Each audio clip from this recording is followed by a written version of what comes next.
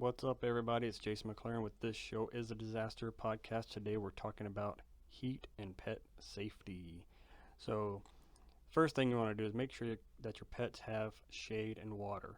I know a lot of these places where people live, you're in a subdivision or something like that, and there's not a lot of trees, and people will just leave their dogs out all day because they've got to go to work or whatever. So, if that's the situation, make sure that you have some kind of dog house or like a shade, maybe one of those 10 by 10 pop-ups that you can have for your dog to get under, and then make sure that they have plenty of water and that water's not in the sun. You want to make sure that they can, they have something to drink, but it's not, the same temperature as outside, because it's not going to be very helpful.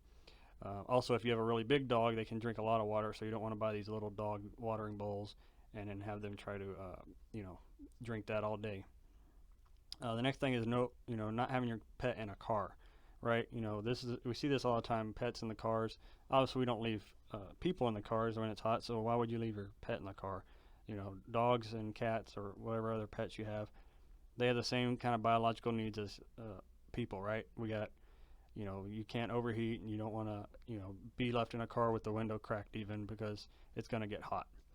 I know now they have different things. I know even the new Teslas have like a mode where they can run the air conditioner while the car is parked, and it works properly.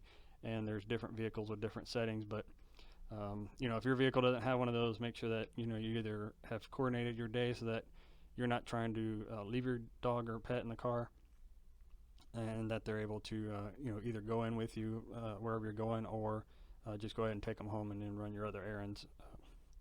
If you're out walking, you want to make sure that they're not walking on hot asphalt. Obviously, if you're barefoot, if you've ever been to the beach or anything like that, and you've had to walk in that parking lot to get to the beach on your barefoot, it's very hot.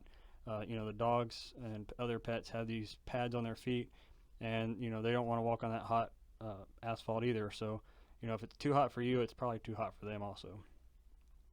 Limiting exercise is the next one. I've got a very active German Shepherd mix. This guy loves to chase dragonflies, and I'll watch him out there in the backyard just chasing dragonflies for hours and hours on end. And you want to make sure that if you have active dogs like that you're monitoring what they're doing and making sure that they're not overexerting themselves in the heat. I actually have a large yard, and then I have a smaller, like a dog run, that I can put them in. So that they aren't, being too active and overexerting themselves. And actually, that smaller dog run has a lot of extra shade too. Anyway, then heat stroke. You can tell your dog is having signs of heat stroke with excessive panting, discolored gums, and mobility symptoms.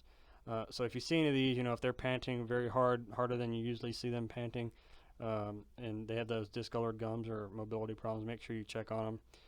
And then they may need to go to the vet and see what's going on. But just some quick tips of the day. Watch out for your pets, and then just maintain their safety. With that, Jason McLaren signing off.